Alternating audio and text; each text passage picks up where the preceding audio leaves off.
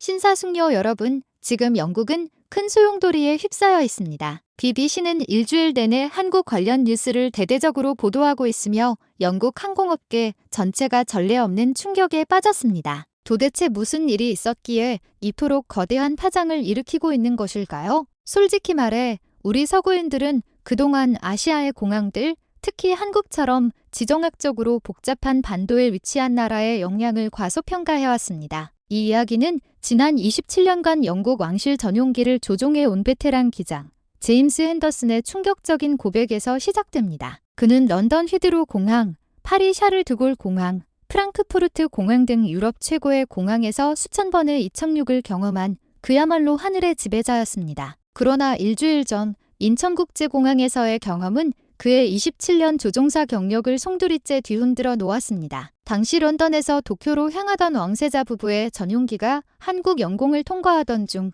유압 시스템에 치명적인 오류가 발생했습니다. 10,000m 상공에서 비행기는 거의 통제 불능 상태에 빠졌고 상황은 일촉즉발의 위기로 치달았습니다. 가장 가까운 공항은 인천국제공항, 불과 18분의 거리였습니다. 그 후 72시간 동안 벌어진 일들은 영국 왕실과 유럽 언론을 경악하게 만들었습니다. 이제 제임스 핸더슨 기장이 직접 들려주는 인천국제공항 비상착륙의 전말에기 기울여 보겠습니다. 이야기를 시작하기에 앞서 좋아요와 구독을 눌러주신다면 저희가 한국의 더 많은 놀라운 이야기들을 소개하는 데 큰 힘이 될 것입니다. 안녕하십니까? 저는 영국 왕실 전용기 기장 제임스 핸더슨입니다. 지난 27년간 저는 왕실 가족들을 모시고 전 세계를 누볐습니다. 런던을 기점으로 유럽의 모든 수도, 중동의 사막, 미국의 대도시까지 제 발길이 닿지 않은 곳은 거의 없다고 자부합니다. 저는 세계 유수의 공항들에 대해 손금 보듯하니 알고 있다고 생각했습니다. 하지만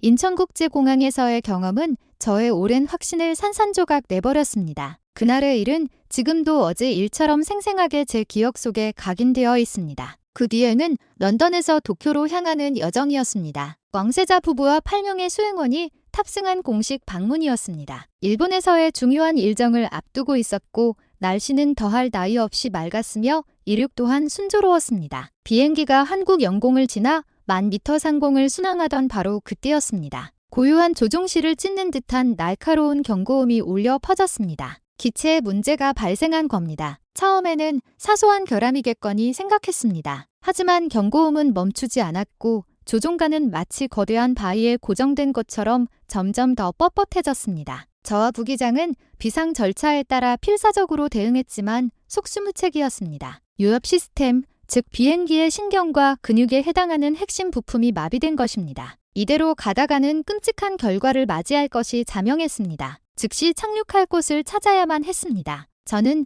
다급히 항로 지도를 확인했습니다. 가장 가까운 곳은 18분 거리에 있는 인천국제공항이었습니다. 목적지인 도쿄까지는 아직 1시간이 넘게 남아 있었습니다. 기체의 상태를 보았을 때 우리에게 다른 선택지는 없었습니다. 솔직히 말해 저는 몹시 불안했습니다. 저는 한국의 공항에 단 한 번도 착륙해 본 적이 없었습니다. 그들이 이처럼 위급한 상황에 제대로 대처할 수 있을지 의문이었습니다. 만약 유럽이었다면 저는 조금도 걱정하지 않았을 겁니다. 저는 승무원들에게 상황을 간략히 설명하고 승객들에게 안전벨트를 다시 착용할 것을 지시했습니다. 왕세자 부부께도 비상착륙이 불가피함을 보고드렸습니다. 보고를 받는 왕세자 전하의 눈빛은 흔들림이 없었지만 기내의 공기는 순식간에 얼음장처럼 차갑게 변했습니다. 저는 즉시 인천국제공항 관제탑에 비상호출을 보냈습니다. 기체 결함으로 인한 비상착륙을 요청하며 이것이 영국 왕실의 전용기임을 알렸습니다. 관제탑의 응답은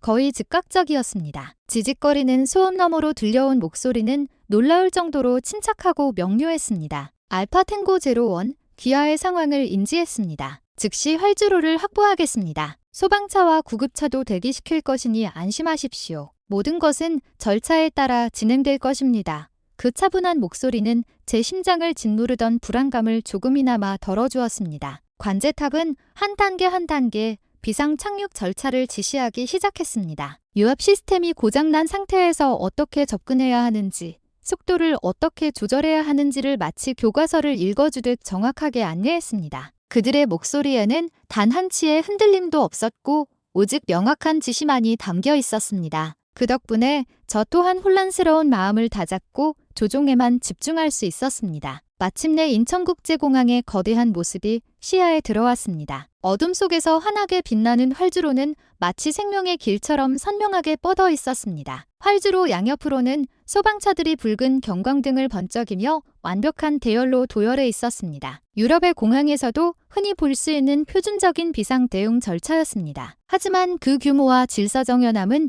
제 예상을 뛰어넘는 것이었습니다. 고도를 낮추기 시작했을 때 기체 결함으로 인해 조종은 평소보다 몇 배는 더 힘들었습니다. 저와 부기장은 온몸에 체중을 실어 조종관을 부여잡았습니다. 관제탑은 마지막 순간까지 고도와 속도 정보를 끊임없이 제공하며 마치 보이지 않는 손으로 우리를 이끌어주는 듯했습니다. 쿵하는 충격과 함께 타이어가 활주로에 닿았습니다. 예상했던 것보다 훨씬 부드러운 착륙이었습니다. 저는 비상 브레이크를 힘껏 밟았고 거대한 기체는 서서히 속도를 줄이며 활주로를 따라 미끄러지다가 마침내 완전히 멈춰 섰습니다. 휴후, 조종실 안에서 긴 한숨이 터져 나왔습니다. 저와 부기장은 서로를 마주보며 안도의 미소를 지었습니다. 기체의 문이 열리고 저는 밖으로 나섰습니다. 활주로에는 이미 공항 직원들이 대기하고 있었습니다. 검은 정장을 단정하게 차려입은 열댓 명의 직원들이 흐트러짐 없는 자세로 서 있었습니다. 가장 앞쪽에 서 있던 직원이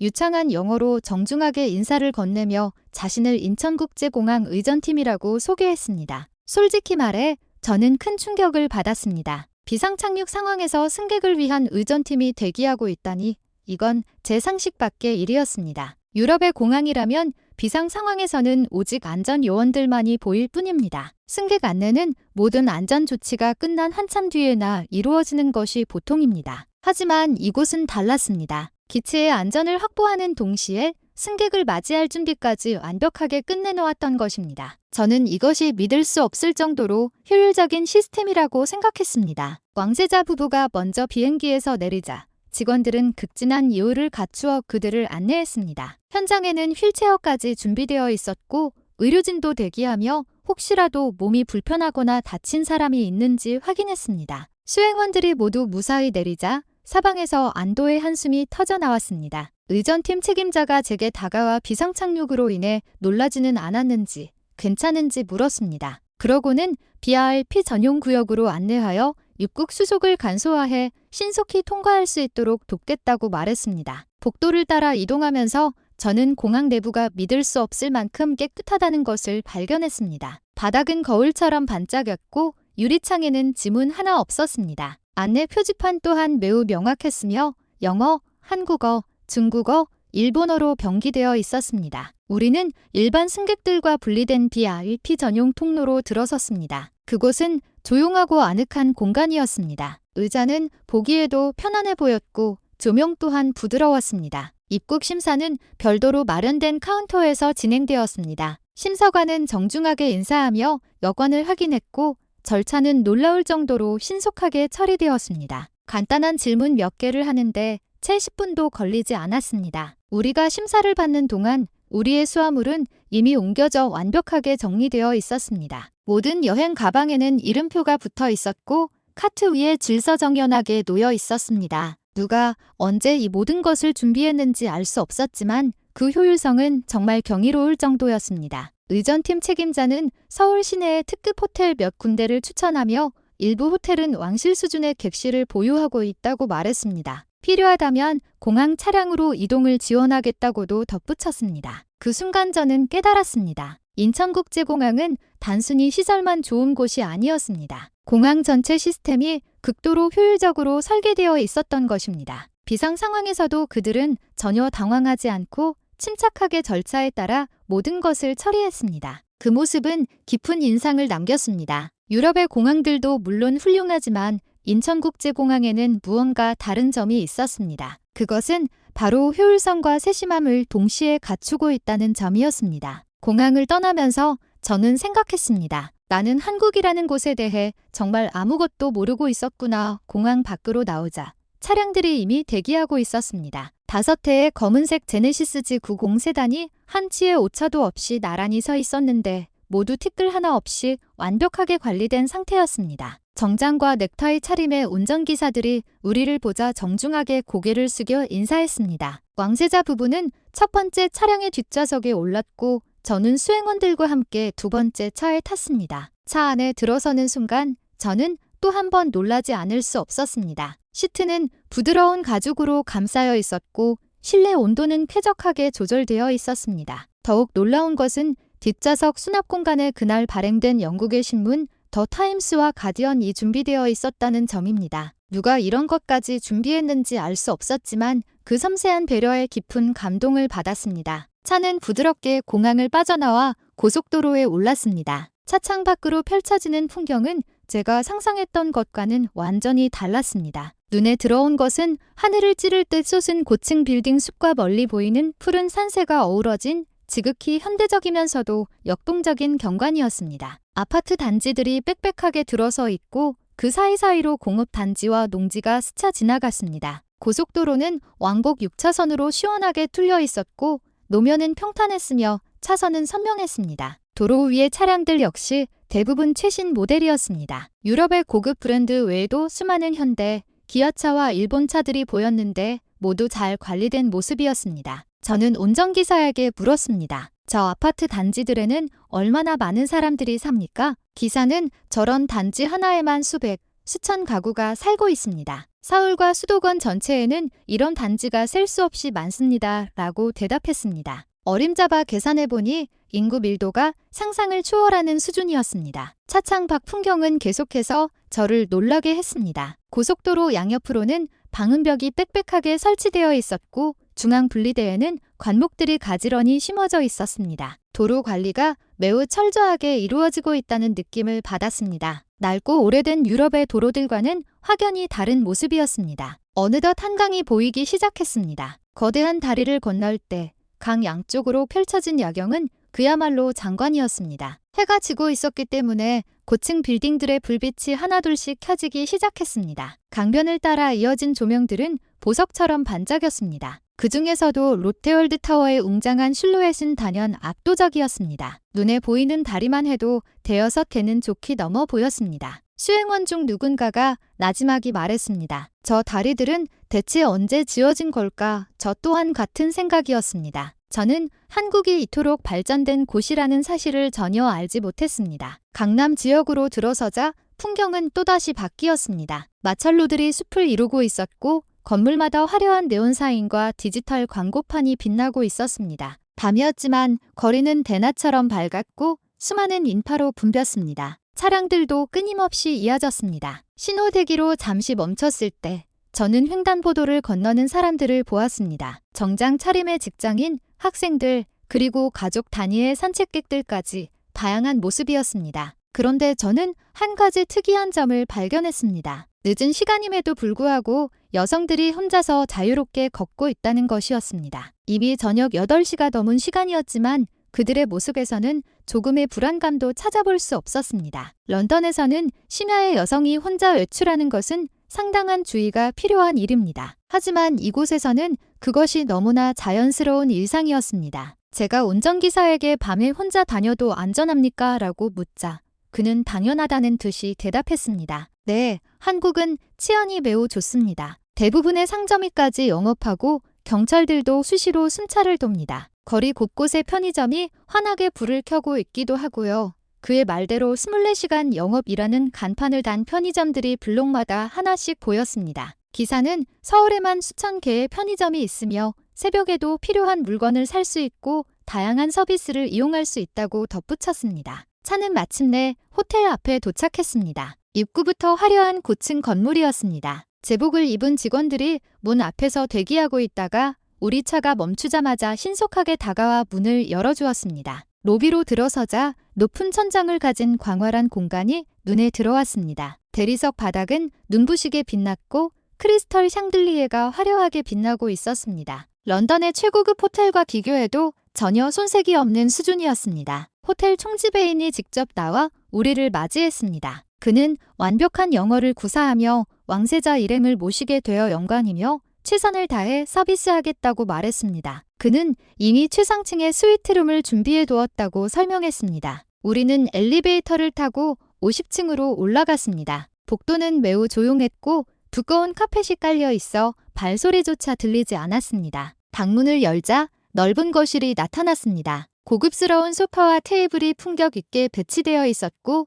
창밖으로는 서울의 야경이 파노라마처럼 펼쳐져 있었습니다. 저는 창가로 다가가 50층 높이에서 서울의 밤을 내려다보았습니다. 그것은 실로 장관이었습니다. 끝없이 펼쳐진 불빛의 바다, 수많은 자동차 헤드라이트의 흐름, 보석처럼 빛나는 건물들, 파리나 런던의 야경과는 또 다른 압도적인 규모와 에너지가 느껴졌습니다. 저는 한참 동안 창밖을 응시했습니다. 저 불빛의 바다, 어딘가에서 수백만 명의 사람들이 살아가고 있겠지요. 일하고 공부하고 가족과 시간을 보내면서 말입니다. 그 모든 삶의 흔적이 제 눈앞에 펼쳐져 있었습니다. 침실로 들어가니 킹사이즈 침대와 고급 가구가 놓여 있었습니다. 욕실 또한 대리석으로 마감되어 매우 넓었고 수건도 깨끗하게 정리되어 있었습니다. 짐을 풀고 있을 때 초인종이 울렸습니다. 룸서비스 직원이 과일 바구니와 음료를 가져왔는데 호텔에서 준비한 환영 선물이라고 했습니다. 과일은 매우 신선했고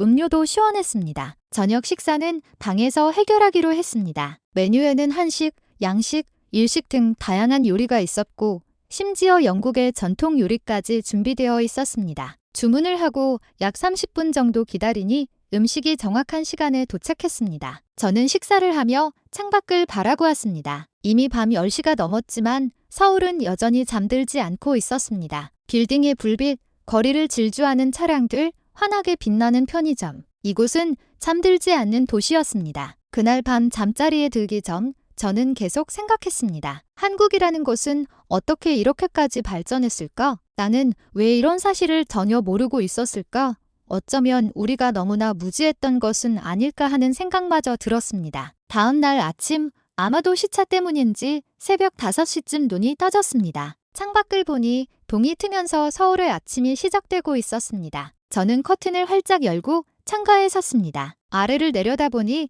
거리에는 벌써부터 움직이는 사람들이 있었습니다. 운동복 차림으로 조깅하는 사람, 출근을 준비하는 듯한 사람. 이른 새벽이었지만 도시는 이미 깨어나고 있었습니다. 저는 샤워를 하고 옷을 갈아입은 뒤 호텔 레스토랑에서 아침 식사를 하기로 했습니다. 엘리베이터를 타고 로비층으로 내려가니 레스토랑은 이미 많은 손님들로 차 있었습니다. 대부분이 정장 차림인 것으로 보아 아침 회의나 미팅을 위해 일찍부터 움직이는 비즈니스맨들인 듯했습니다. 다들 신문을 보거나 노트북으로 업무를 보고 있었습니다. 뷔페식 레스토랑의 음식 종류는 실로 엄청났습니다. 한식, 양식, 일식, 중식은 물론이고 신선한 과일과 다양한 종류의 빵까지 모든 요리가 정성스럽게 준비된 느낌이었습니다. 저는 자리에 앉아 식사를 하며 창밖을 바라보았습니다. 거리는 점점 더 활기를 띠기 시작했습니다. 아침 7시쯤 되자 인도에는 출근하는 인파로 가득 찼습니다. 모두들 지하철역이나 버스 정류장을 향해 빠른 걸음으로 움직이고 있었습니다. 옆 테이블에 앉은 한국인 사업가로 보이는 남성은 유창한 영어로 통화를 하고 있었는데 발음도 훌륭했고 대화 내용 또한 매우 전문적이었습니다. 전화가 계속해서 걸려오는 것으로 보아 꽤나 바쁜 사람인 듯했습니다. 식사를 마친 후 로비로 나오니 왕세자의 수행원들도 하나둘씩 내려오고 있었습니다. 우리는 오늘 서울 시내를 둘러보기로 했습니다. 비행기 수리 예약 이틀 정도 걸릴 것이라는 통보를 받았기 때문입니다. 기다리는 동안 서울을 직접 보고 싶었습니다. 호텔 측에서 먼저 가이드를 자청하며 영어가 유창한 직원을 동행시키고 차량도 준비하겠다고 제안했습니다. 우리의 첫 목적지는 서울역 근처, 서울에서 가장 붐비는 곳 중 하나라고 했습니다. 우리는 차를 타고 이동했습니다. 출근 시간대라 길은 상당히 막혔지만 저는 한 가지 놀라운 사실을 발견했습니다. 차량들이 모두 질서정연하게 움직이고 있었고 끼어들거나 경적을 울리는 경우가 거의 없었습니다. 마침내 서울역에 도착했습니다. 역 주변은 엄청난 인파로 붐볐습니다. 출근하는 직장인들과 등교하는 학생들로 가득했습니다. 모두들 걸음은 빨랐지만 질서를 지키고 있었습니다. 지하철역 입구를 지날 때 사람들이 에스컬레이터에서 두 줄로 서서 차례를 기다리는 모습을 보았습니다. 가이드는 서울 지하철이 세계 최고 수준의 대중교통 시스템 중 하나이며 여러 노선이 매일 수백만 명의 승객을 실어 나른다고 설명했습니다. 우리는 거리를 따라 걸으며 주변을 둘러보았습니다. 고층 빌딩 사이로 온갖 종류의 간판들이 빽빽하게 걸려 있었습니다. 카페, 식당, 상점들이 끝없이 이어졌습니다. 그런데 저는 한 가지 매우 특별한 현상을 발견했습니다. 바로 학원 건물이 정말 많다는 것이었습니다. 어떤 건물은 1층부터 10층까지 전부 학원이었습니다. 간판에는 영어, 수학, 물리 등 각종 과목의 이름이 적혀 있었습니다. 심지어 건물 전체가 하나의 거대한 학원인 곳도 있었습니다. 제가 가이드에게 왜 이렇게 학원이 많습니까? 라고 묻자 그는 한국의 교육열이 매우 높기 때문이라고 설명했습니다. 부모들은 자녀 교육에 엄청난 투자를 하며 학교가 끝난 후 학원에 가서 공부를 계속하는 것이 보편적인 현상이며 많은 학생들이까지 공부한다고 했습니다. 길을 걸으며 계속해서 관찰해보니 젊은이들이 정말 많았습니다. 어딜 가나 20대로 보이는 청년들이었습니다. 카페에서 노트북으로 작업하는 사람, 책을 읽는 사람, 친구와 진지하게 대화하는 사람, 모두가 무언가에 집중하고 있는 느낌이었습니다. 한 카페를 지나칠 때 안을 들여다보니 창가 자리는 대부분 혼자 온 사람들로 차 있었습니다. 두꺼운 전공 서적을 펴놓고 공부하는 사람, 노트북으로 무언가를 타이핑하는 사람도 있었습니다. 새벽도 주말도 아닌 평일 아침에 이렇게 진지하게 공부하는 모습이 인상 깊었습니다. 가이드는 한국의 젊은이들이 취업을 위해 엄청난 노력을 하며 대학을 졸업해도 원하는 직장을 바로 구하기가 어려워 자격증을 따거나 외국어를 공부하는 경우가 많다고 설명했습니다. 경쟁이 치열하기 때문에 끊임없이 자기 개발을 해야 한다는 것이었습니다. 우리 일행은 한 대형 서점에도 들렀습니다. 시내 중심가에 위치한 복합 문화 공간이었는데 그 규모가 어마어마했습니다. 천장 높이가 10m는 좋게 넘어 보였고 벽면 전체를 책장이 가득 메우고 있었습니다. 장서가 10만 권이 넘는다고 했습니다. 안으로 들어서자 수백 명의 사람들이 조용히 책을 읽고 있었습니다. 학생부터 직장인, 노인까지 연령층도 다양했습니다. 모두가 책에 집중하고 있었고 필기를 하는 사람들도 많았습니다. 저는 책장 사이를 걸으며 책 제목들을 훑어보았습니다. 경영, 자기개발, 기술 관련 서적이 유독 많았고 소설이나 인문학 서적보다는 실용서의 비중이 더 커 보였습니다. 한 청년은 영어 원서를 읽고 있었고 대학생으로 보이는 다른 청년은 도시 설계에 관한 책을 펴놓고 노트북을 두드리고 있었습니다. 좌석은 거의 만석이어서 빈자리를 찾기 어려울 정도였습니다. 평일 오전에 이렇게 많은 사람이 책을 읽고 있다니 정말 놀라운 광경이었습니다. 영국에도 도서관은 많지만 이렇게 붐비는 모습은 본 적이 없었습니다. 1시간쯤 둘러본 후 밖으로 나왔습니다. 거리는 더욱 붐비고 있었습니다. 점심시간이 가까워지자 식당가는 활기를 띠기 시작했습니다. 우리는 한 식당에 들어갔습니다. 안은 직장인들로 가득 차 있었고 다들 식사 속도가 매우 빨랐습니다. 식사를 마치자마자 서둘러 자리를 뜨는 모습이 사무실로 복귀하려는 듯했습니다. 우리도 자리를 잡고 음식을 주문했습니다. 음식이 나오는 속도는 놀라울 정도로 빨랐습니다. 10분도 채 걸리지 않았습니다. 맛도 훌륭했고 가격은 생각보다 저렴했습니다. 식사를 하는 동안 창밖으로 배달 오토바이들이 쉴 새 없이 오가는 것을 보았습니다. 음식을 배달하는 것 같았습니다. 가이드는 한국의 배달 문화가 매우 발달해 있어 엽으로 주문하면 30분 안에 음식이 도착한다고 설명했습니다. 식당을 나와 다시 거리를 걷다가 한 건물 앞에 많은 사람이 모여 있는 것을 보았습니다. 가까이 가보니 대학생들이 자신들이 제작한 로봇을 시연하고 있었습니다. 작은 로봇이 스스로 움직이며 장애물을 피하고 있었습니다. 제가 한 학생에게 물었습니다. 이런 건 어디서 배웠습니까?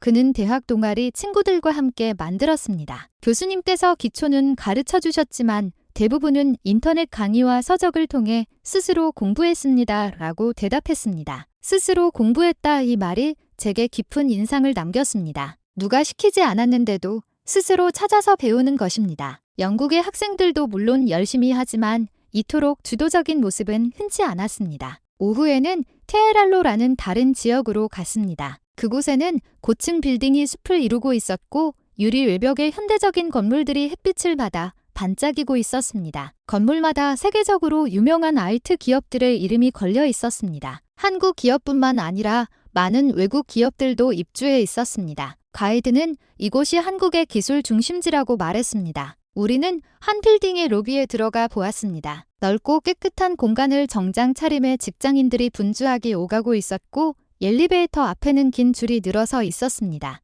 밖으로 나와 주변을 둘러보니 공원도 잘 조성되어 있었습니다. 고층 빌딩 숲 사이에 녹지 공간이 마련되어 있었고 사람들이 그곳에서 휴식을 취하고 있었습니다. 도시락으로 점심을 해결하는 직장인들도 보였습니다. 저녁 무렵 우리는 호텔로 돌아왔습니다. 하루 종일 걸어 피곤했지만 머릿속은 복잡했습니다. 오늘 본 모든 것들이 계속해서 떠올랐습니다. 열심히 공부하는 학생들, 바쁘게 일하는 직장인들, 쉴 새 없이 돌아가는 도시의 모습. 모든 것이 인상적이었습니다. 방으로 돌아와 창가에 섰습니다. 서울의 저녁 풍경이 눈앞에 펼쳐졌습니다. 해가 지자 건물들의 불빛이 하나둘씩 켜지기 시작했습니다. 도시는 마치 다시 깨어나는 듯했습니다. 그날 밤 잠들기 전 저는 생각했습니다. 이제 조금은 알 것 같다. 한국의 힘이 어디에서 오는지. 그것은 바로 사람이다. 끊임없이 배우고 일하고 노력하는 사람들. 그들이 바로 이 나라를 만들어가고 있구나. 다음 날 아침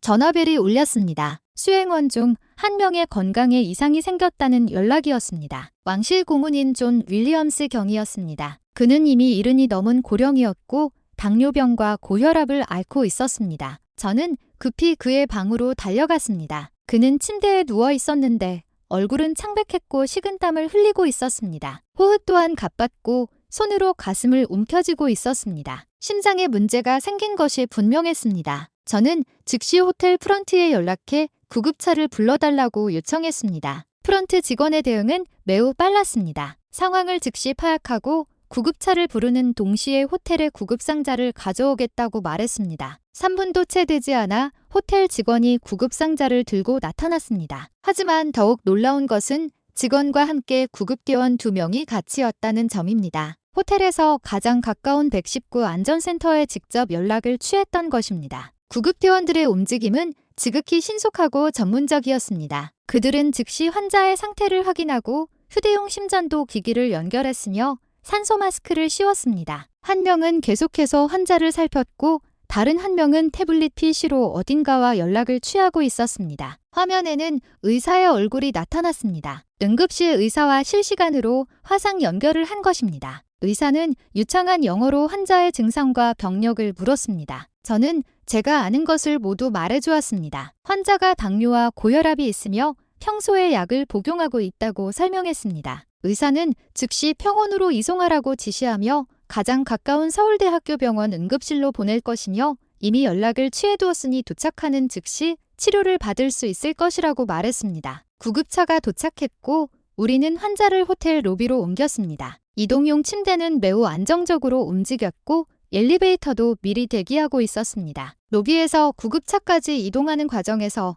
산소 공급과 심전도 모니터링은 한순간도 중단되지 않았습니다. 저도 구급차에 함께 탔고 다른 수행원 한 명도 동행했습니다. 구급차 내부는 생각보다 넓었고 각종 의료 장비가 갖추어져 있었으며 매우 깨끗하게 관리되고 있었습니다. 구급차는 사이렌을 울리며 신속하게 출발했습니다. 도로의 다른 차량들은 일제히 길을 비켜주었고 신호등도 우선적으로 통과했습니다. 운전은 매우 안정적이어서 환자에게 흔들림이 거의 없었습니다. 차 안에서도 모니터링은 계속되었습니다. 구급대원들은 혈압과 심박수를 측정했고 데이터는 실시간으로 병원에 전송되었습니다. 병원에서는 이미 이 정보를 바탕으로 준비를 하고 있다고 했습니다. 10분 만에 병원에 도착했습니다. 응급실 입구에는 이미 의료진이 대기하고 있었습니다. 의사와 간호사들이 즉시 환자를 인계받아 이동용 침대를 밀고 안으로 들어갔습니다. 모든 움직임이 한치의 오차도 없이 질서정연했습니다. 우리도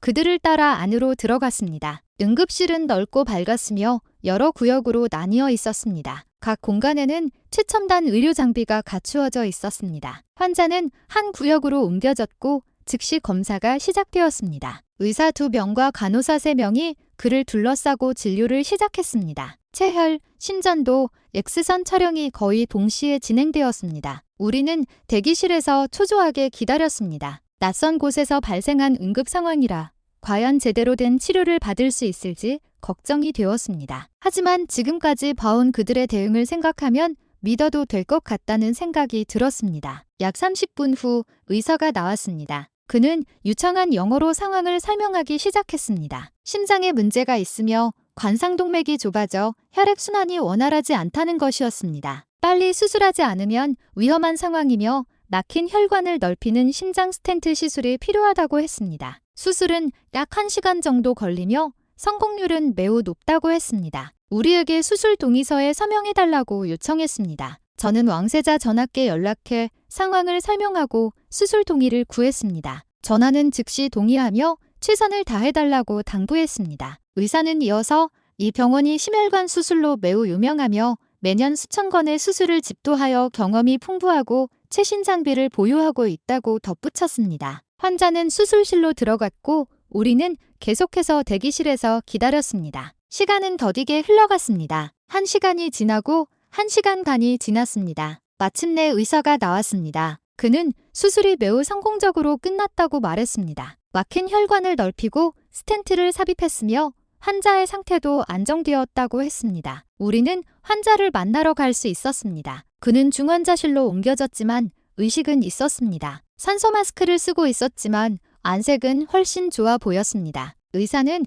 앞으로의 계획을 설명했습니다. 중환자실에서 이틀 정도 경과를 지켜본 뒤 문제가 없으면 일반 병실로 옮길 것이며 약 일주일 정도 입원이 필요할 것이라고 했습니다. 그날 밤 호텔로 돌아왔지만 긴장감은 쉽게 가시지 않았습니다. 낯선 곳에서 겪은 아찔한 위기 상황이었지만 다행히 순조롭게 해결되었습니다. 저는 한국의 의료 시스템이 제가 상상했던 것보다 훨씬 더 뛰어나다는 것을 몸소 체험했습니다. 다음 날 아침, 우리는 다시 병원을 찾았습니다. 환자의 상태를 확인하기 위해서였습니다. 중환자실 앞에 도착하니 담당 의사가 우리를 기다리고 있었습니다. 그는 환자의 상태가 많이 호전되었으며 지난밤 동안 안정적이었기 때문에 오늘 일반 병실로 옮길 수 있을 것 같다고 말했습니다. 우리는 중환자실로 들어갔습니다. 환자는 깨어 있었고 산소 마스크도 벗은 상태였습니다. 표정도 한결 편안해 보였고 저를 보자 미소를 짓기도 했습니다. 옆에는 간호사가 상주하며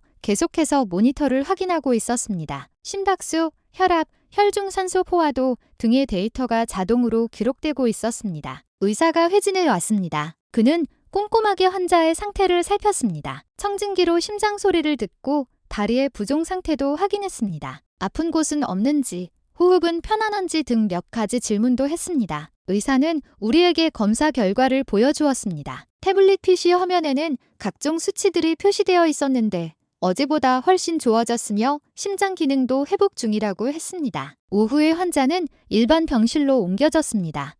1인실이었는데 넓고 깨끗했으며 창문으로 햇살이 들어왔습니다. 침대도 편안해 보였고 TV와 소파도 있었습니다. 더욱 놀라운 것은 병실의 시스템이었습니다. 침대 옆에 있는 스크린으로 모든 것을 제어할 수 있었습니다. 침대 각도, 조명, 온도 조절까지 가능했습니다. 간호사 호출 버튼도 있었고 식사 주문도 할 수 있었습니다. 저녁 무렵 의사가 다시 찾아왔습니다. 이번에는 여러 명이 함께였습니다. 심장 전문의, 뇌과 전문의, 영양사가 환자의 상태를 함께 논의하기 위해서였습니다. 각 분야의 전문의들이 돌아가며 의견을 제시했습니다. 심장 전문의는 수술 부위가 잘 회복되고 있다고 말했고 뇌과 전문의는 당뇨병 조절이 필요하다고 했습니다. 영양사는 식단 조절의 중요성을 강조했습니다. 그들은 함께 치료 계획을 세웠습니다. 약물 처방, 식이요법, 운동계획 등 환자 한 명 한 명에게 맞춘 개인화된 치료 계획이었습니다. 며칠 후 환자는 눈에 띄게 회복되었습니다. 침대에서 내려와 걸을 수 있게 되었고 재활치료도 시작했습니다. 우리는 재활치료실을 둘러보았습니다. 넓은 공간에 각종 운동기구가 있었고 환자들이 재활치료사의 도움을 받아 운동하고 있었습니다. 저는 거기서 놀라운 광경을 목격했습니다. 며칠 전 심장 수술을 받은 환자가 러닝머신 위를 걷고 있었습니다. 속도는 매우 느렸지만 안정적으로 걷고 있었습니다. 재활치료사는 옆에서 모니터를 보며 지도하고 있었습니다. 우리의 환자도 재활을 시작했습니다. 처음에는 침대 옆에 서는 것부터 시작해서 몇 걸음 걷고 점차 거리를 늘려나갔습니다. 재활치료사는 한국에서는 조기 재활을 매우 중요하게 생각하며 빨리 움직일수록 회복이 빠르다고 설명했습니다. 물론 환자의 상태에 맞춰 진행한다고 덧붙였습니다. 약 일주일 후 환자는 완전히 호전되었습니다. 혼자서 걸을 수 있었고 식욕도 좋았습니다. 우리는 퇴원을 준비하기 시작했습니다. 퇴원 전날 의사는 마지막 설명을 해주었습니다. 앞으로의 주의사항, 약 복용 방법, 식단 관리, 운동계획 등을 상세하게 알려주었습니다. 그러고는 우리에게 USB 하나를 건넸습니다. 그 안에는 수술 영상, 검사 결과, 처방 전, 재활 계획 등 모든 의료 기록이 담겨 있었습니다. 심지어 영어 번역본까지 첨부되어 있었습니다. 퇴원하는 날, 환자는 말했습니다. 만약 영국이었다면 이렇게 빨리 회복하지 못했을 겁니다. 이곳에서는 일주일 만에 걸어서 퇴원할 수 있군요. 병원 로비에 의료진들이 나와 우리를 배웅해 주었습니다. 몸조리 잘하라는 인사와 함께 필요하면 언제든지 연락하라고 말했습니다. 차를 타고 호텔로 돌아오는 길에 저는 생각했습니다. 한국의 의료 시스템은 정말 대단하다. 신속하고 정확하고 친절하다. 모든 것이 환자를 중심으로 움직인다. 환자가 회복되자 우리에게도 여유가 생겼습니다. 비행기도 곧 수리가 끝날 예정이었고 우리는 떠나기 전에 서울을 좀 더 둘러보기로 했습니다. 우리는 한강공원에 갔습니다. 강변을 따라 잘 정비된 산책로와 자전거 도로가 있었습니다. 주말이라 사람이 많았습니다. 많은 가족들이 나와 돗자리를 펴고 여유로운 시간을 보내고 있었습니다. 자전거를 타거나 조깅을 하는 사람들도 많았습니다. 밤이 되자 사람은 더 많아졌습니다. 이미 밤 10시가 넘었지만 공원은 여전히 활기찼습니다. 여성이 혼자 조깅을 하거나 연인들이 산책하는 모습이 보였는데 전혀 불안해 보이지 않았습니다. 제가 가이드에게 밤에도 이렇게 안전합니까? 라고 묻자 그는 한국에 취하는 세계 최고 수준입니다. 공원에는 가로등이 많고 경찰도 수시로 순찰을 돕니다. 라고 자랑스럽게 말했습니다. 공원 곳곳의 편의시설도 완벽했습니다. 화장실은 깨끗했고 식수대도 있었으며 곳곳에 공공자전거 대여소가 있었습니다. 저는 다리 위에 서서 서울의 야경을 바라보았습니다. 양쪽 항변의 불빛이 끝없이 이어져 있었습니다. 고층 빌딩의 스카이라인, 다리의 조명, 움직이는 자동차 불빛. 이곳은 생명력으로 가득 찬 도시였습니다. 왕세자께서 나지막이 말씀하셨습니다. 이 나라는 대체 어떻게 이 지경까지 발전한 것인가? 천연자원도 거의 없다고 들었는데 가이드가 대답했습니다. 사람이 바로 자원입니다. 우리는 교육에 투자하고 기술을 개발하여 오늘에 이르렀습니다. 우리 일행은 젊음의 거리라 불리는 홍대에도 가보았습니다. 밤이었지만 거리는 활기가 넘쳤습니다. 각국의 상점과 길거리 음식점들이 불을 밝히고 있었고 다양한 문화적 배경을 가진 사람들이 자유롭게 거리를 활보했습니다. 우리는 흑당 버블티를 파는 가게를 발견하고 우연히 들어가는데 주인은 젊은 청년이었습니다. 그는 자신이 만드는 음료에 대해 대단한 자부심을 가지고 있었습니다. 제가 왜 이곳에서 창업을 했는지 묻자 그는 이곳은 기회가 넘치고 안전하며 사람들도 친절합니다. 노력만 하면 꿈을 이룰 수 있는 곳입니다. 라고 말했습니다. 제가 외국인에 대한 한국의 태도는 어떤지 묻자 그는 한국은 외국인을 매우 환영합니다. 처음에는 언어가 통하지 않을 수 있지만 모두가 기꺼이 도와주려고 합니다. 한국인들은 개방적입니다. 라고 대답했습니다. 우리는 다시 거리를 잠시 걸었습니다. 현대적인 도시 한가운데에 향불이 피어오르는 오래된 사찰이 있는 것을 보고 놀라움을 금치 못했습니다. 가이드는 한국이 종교의 자유를 보장하며 다양한 신앙이 조화롭게 공존한다고 설명했습니다. 우리는 한 편의점에 들어갔습니다. 이미 밤 11시였지만 손님들이 끊이지 않았습니다. 학생, 직장인, 노인 등 다양한 사람들이었습니다. 저는 계산을 하던 직원과 잠시 대화를 나누었습니다. 생활비를 버는 대학생이었는데 낮에는 학교에 가고 밤에는 아르바이트를 한다고 했습니다. 자신의 힘으로 노력해서 살아가야 한다고 말했습니다. 호텔로 돌아오는 길에 왕세자께서 말씀하셨습니다. 이곳의 젊은이들은 모두 스스로 미래를 개척하고 있군. 누가 시키지 않아도 그들은 스스로 해내고 있어. 저는 방으로 돌아와 창밖을 바라보았습니다. 자정이 넘었지만 서울은 여전히 깨어 있었습니다. 빌딩의 불빛, 거리를 질주하는 차량들, 편의점의 불빛. 이곳은 잠들지 않는 도시였습니다. 저는 지난 며칠간의 경험을 정리해 보았습니다. 완벽한 공항 서비스, 탁월한 의료 시스템, 안전한 거리, 열심히 살아가는 사람들. 모든 것이 인상적이었습니다. 저는 제가 한국에 대해 너무나 모르고 있었다고 생각했습니다. 이제야 전 세계가 왜 한국을 주목하는지 조금은 알 것 같았습니다. 런던으로 돌아갈 날이 되었습니다. 비행기가 수리되었다는 연락을 받았습니다. 호텔에서 짐을 꾸리면서 조금은 아쉬운 마음이 들었습니다. 호텔 직원들이 나와 우리를 배웅해 주었습니다. 며칠밖에 머물지 않았지만 벌써 정이 든 것 같았습니다. 직원들은 모두 친절했고 지내는 동안 아무런 불편함이 없었습니다. 공항으로 가는 차 안에서 저는 창밖을 바라보았습니다. 서울의 아침 풍경이 눈앞에 펼쳐졌습니다. 출근하는 사람들, 등교하는 학생들, 분주하지만 질서정연한 모습이었습니다. 우리는 며칠 전 비상 착륙했던 바로 그 공항, 인천국제공항에 도착했습니다. 이번에는 여유롭게 공항을 둘러볼 수 있었습니다. 우리는 공항 면세점을 구경했습니다. 규모가 엄청났습니다. 명품점 외에도 한국의 특산품과 기념품 등 다양한 상품이 있었고 쇼핑하는 인파로 붐볐습니다. 한국의 고산차를 파는 가게가 있어 직원의 권유로 시음을 해보았습니다. 우롱차를 마셨는데 향이 매우 좋았습니다. 영국에 가져갈 선물로 몇 상자를 샀습니다. 탑승 수속을 마치고 출국장으로 향했습니다. 이곳의 절차 또한 신속했습니다. 줄은 길지 않았고 직원들은 친절했습니다. 귀빈실에서 기다리는 동안 저는 지난 며칠간의 일이 주마등처럼 스쳐 지나갔습니다. 비상착륙으로 시작된 뜻밖의 여정이었지만 제게는 가장 많은 것을 배우게 해준 시간이었습니다. 탑승 시간이 되어 우리는 비행기에 올랐습니다. 좌석에 앉아 창밖을 보니 며칠 전 우리를 구해준 깨끗하고 효율적인 공항, 인천공항의 모습이 보였습니다. 비행기가 이륙하자 한국의 땅이 점점 멀어졌습니다. 인천공항, 고층 빌딩들, 한강, 우리를 놀라게 했던 풍경들이 모두 작아졌습니다. 기내는 조용했고 모두들 생각에 잠긴 듯했습니다. 왕세자의 수행원 중 누군가가 중얼거렸습니다. 다시 한번 오고 싶군. 더 많은 것을 배우고 싶어.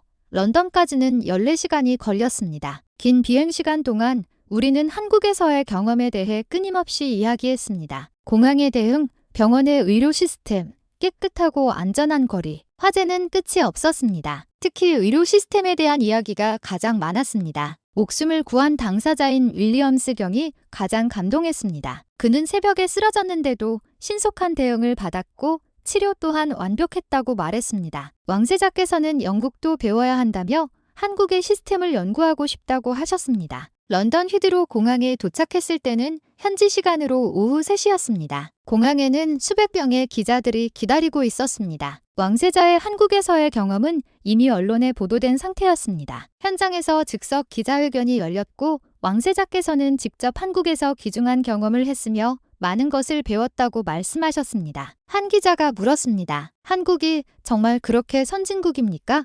왕세자께서는 직접 보지 않고는 믿기 어렵겠지만 그것은 사실입니다. 라고 대답하셨습니다. 우리는 왕궁으로 돌아왔습니다. 며칠 만에 돌아온 집이었지만 왠지 낯설게 느껴졌습니다. 한국에서 본 모든 것들이 머릿속에서 계속 맴돌았습니다. 그날 밤 왕세자께서는 수행원들과 긴 회의를 열었습니다. 그들은 한국에서 배운 것을 어떻게 영국에 적용할지 논의했습니다. 결론은 의료, 교육, 안전, 효율성 등 모든 분야에서 개선이 필요하다는 것이었습니다. 런던으로 돌아온 지 일주일 후 왕세자께서는 공식 연설을 통해 한국 방문 경험을 솔직하게 이야기하며 배울 점이 매우 많으니 겸허하게 배워야 한다고 욕설하셨습니다. 이 연설은 영국 사회에 큰 반향을 일으켰습니다. 왕실이 다른 나라를 칭찬하는 것은 전례가 없는 일이었기 때문입니다. 하지만 많은 국민들이 공감했습니다. 모두가 변화가 필요하다는 것을 알고 있었습니다. 정부는 즉시 움직였습니다. 한국 모델 연구팀을 구성하고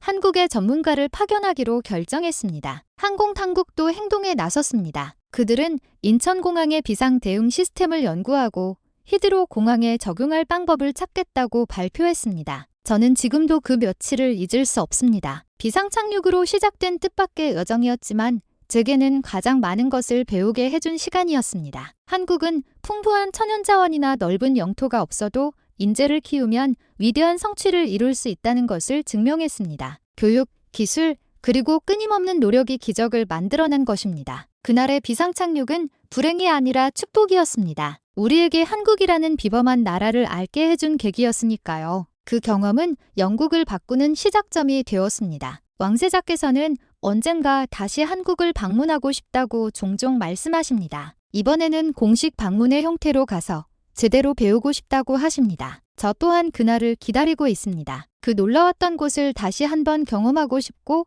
한국이 또 얼마나 발전했을지 보고 싶습니다. 이것이 제가 겪은 며칠간의 이야기, 한 번의 비상착륙이 만들어낸 특별한 시간, 그리고 한국이 우리에게 가르쳐준 소중한 교훈입니다. 이 모든 것을 저는 평생 잊지 못할 것입니다. 오늘 이야기는 여기까지입니다. 영국 왕세자 전용기의 인천 비상착륙 이야기 어떠셨나요? 이야기